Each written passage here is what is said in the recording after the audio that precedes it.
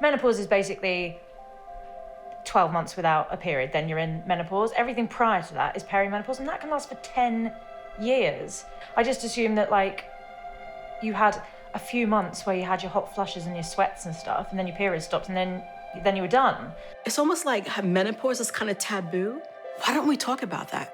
It started in my 40s, and it was probably anywhere between 5 and 7 years ago. It's part of what life is, you know, it's inevitable. You're not going to avoid it. I started getting some like strange symptoms with my period. I ended up going to the doctors and finding out I had ovarian cancer, which was also a big shock because I was only 19 when I got diagnosed. Unfortunately, that meant I had to have an oophorectomy, which is like when they take your ovaries out.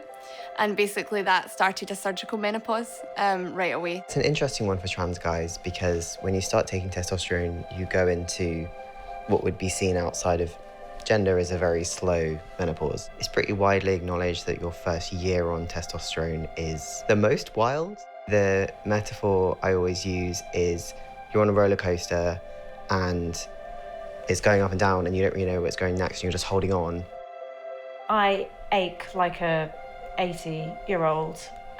All my joints hurt. Hot flushes, can't have children. I have no interest in sex. And I remember there was a time that I wondered if there was something wrong with me. I was researching to see if I should go see a sex therapist. I questioned, is this normal? Everyone that I know is very sexually active, but everyone I know as well, too, they're a lot younger than me. They're, 5, 10 years younger than me. I have period pain pretty much all month now. I start forgetting things. You get this thing called brain fog, and it's really, really difficult to concentrate or focus. I was studying business, and I think that was the first time I'd spoken to someone at the uni about what can we do about this. I was like, listen, I'm going through my menopause.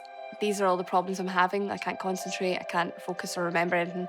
And she was just like, she basically might as well have shrugged because her response was essentially like, well, we can't really do anything about that. So I rang up my GP and I said, I think I'm going into perimenopause. And they said, yeah, you might be. We can give you the pill.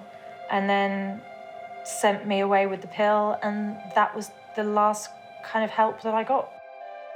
I was raised that we only go to the doctor if you're basically on your deathbed. My parents have always driven into me, be independent, be strong, don't rely on anybody for nothing. And if you do kind of reach out, it's almost like a sign of weakness. Every company hinders themselves if they don't look into menopause care because your older staff in particular, and sometimes your younger staff are going to have to go through it. By not talking about it, you can't put things in place. It's exactly the same as trans healthcare. If the group of people are smaller, quieter, or less powerful, they're not going to get what they need. And because we don't talk about it, nobody knows what they're going through. It's important for me to stay strong mentally because it's easy for me to go over to the negative side. There are a lot of menopausal women that get to the brink of suicide sometimes because your anxiety and depression are so bad. You don't recognise who you're looking at in the mirror anymore. I was trying to get back to original Amy, and she really just didn't exist anymore because she was a menopausal woman now. And I couldn't ever get back to who I was meant to be. So I just had to become someone else. And I'm really proud of who I am now, but it was hard to let the other one go. Sorry. And now I look and I'm like, there's me in the mirror. Like I finally look at myself and go, that's me and that's who I was meant to be. To me, menopause represents tenacity, courage. I would never allow myself to think of it as a sign of weakness or I can't do something. It doesn't define who I am. Testosterone for me has been life-changing in so many different ways. It's made me find a kind of happiness that I did not know existed. Now I've heard a lot of talks about it being your second spring, like whether or not you like that term. It's nice to think you're not done.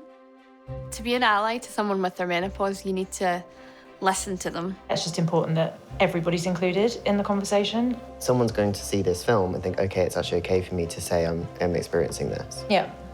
And that's huge. And I just want to be a voice for someone, anyone, just to see it one time and go, I'm not alone.